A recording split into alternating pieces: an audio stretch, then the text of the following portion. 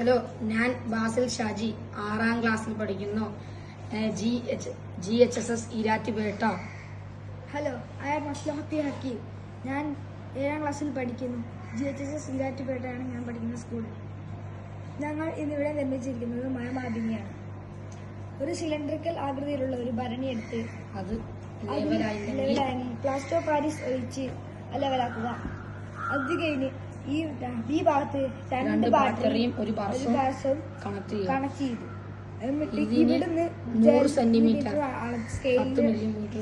Millimetre അളന്ന് ഇവിടുന്ന് wire connection ചെയ്ത് ഇവിടുന്ന് വെള്ളം ഇവിടെ എത്തുമ്പോൾ ഇവിടുത്തെ വൈദ്യുതി ഇപ്പുറത്തോട്ട് പോവുകയും ഇവിടുന്ന് സർക്യൂട്ട് പോവുകയും ഇവിടുത്തെ ഇത്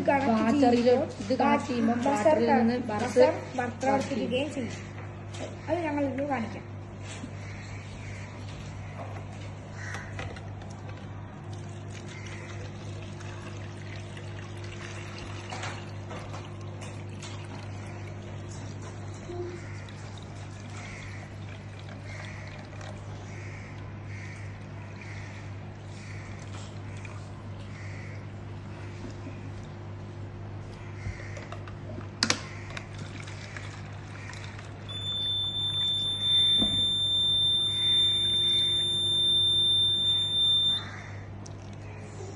ഇതാണ് ഞങ്ങൾ ചെയ്തത്. ഈ അടുത്ത് ജൂലൈ 31 നടന്ന ഒരു വൻ ദുരന്തമാണ് വയനാട് ഉരുൾപൊട്ടൽ. ഈ ദുരന്തത്തിന് കാരണം മേഘവിസ്ഫോടനം അഥവാ അതിതീവ്ര മഴയ്ക്കാണ് കാരണം. ഈ മഴ പെയ്യുമ്പോൾ ആൾക്കാർ ഉറങ്ങുകയായിരുന്നു. അവിടുന്ന് ഉരുൾപൊട്ടി വരുമ്പോൾ അവർ അറിയാതിരുന്നു.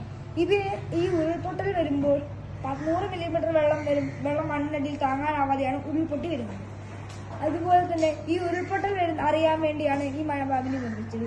ഈ മഴപാവിനിൽ 100 മില്ലിമീറ്റർ അളക്കുമ്പോൾ ഈ അലാറം അടി നേരത്തെ കണ്ട പോലെ അലാറം അടി. അത് ജനങ്ങളിലേക്ക് എത്തിക്കാൻ അലാറം അടിയുകയും അവർക്ക് ഉണർന്ന് വേറെ സ്ഥലത്തേക്ക് പോകാൻ സാധിക്കുകയും ചെയ്യും. ഫോണിലോട്ട് കണക്ട് ചെയ്ത് ഇതാക്കാൻ ശബ്ദം കേൾപ്പിക്കാൻ സാധിക്കും.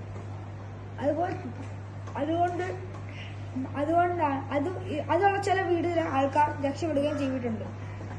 അത് 500ഓളം പേർ മരണപ്പെടുകയും 150 പേർ കാണാതാവുകയും ചെയ്ത വയനാട് ചുരൽമല പ്രദേശത്തെ ആൾക്കാർ ഇനി മഴപാതം നിർമ്മിക്കുകയാണെങ്കിൽ അവർക്ക് കൂടുതൽ സ്ഥലത്തേക്ക് രക്ഷപ്പെടാൻ സുരക്ഷിതമായ സ്ഥലത്തേക്ക് മാറാൻ സാധിക്കും. അതിന് മഴപാവിന് ഉപകാരപ്പെടും. ഉരുൾപൊട്ടൽ മേഖല ഇത് വെക്കൽ അത്യാവശ്യമാണ്.